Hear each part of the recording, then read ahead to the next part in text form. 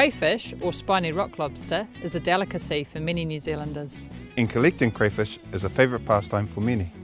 Crayfish are widespread throughout New Zealand, particularly in coastal areas where there is plenty of cover.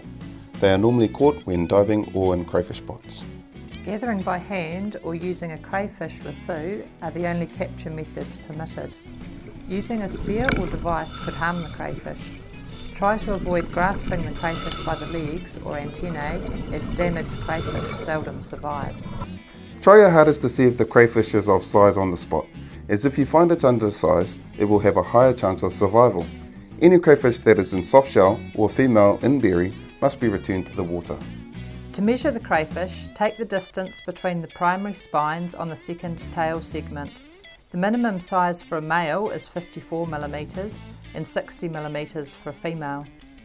To determine if the crayfish is male or female, check if the crayfish has pincers on the rear legs, or check the pleopods. If they are in pairs, it is female. If single, it's a male. However, if in doubt, use the 60 mm measurement.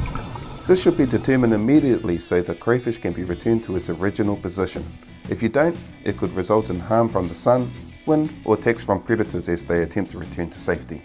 Once you have caught and measured your crayfish, it's best to protect them from the sun and wind. If you aren't able to prepare them immediately, place them in a cool chilli bin with ice, keeping in mind that preparing the crayfish should be done as soon as possible. Research has shown that the most humane way to kill a crayfish is to place it in the freezer for 30 minutes prior to boiling. By following these tips, we will be able to enjoy crayfish for many years to come.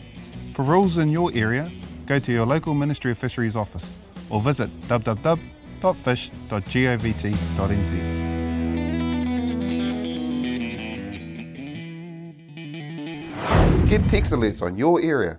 Text your region name to 9889.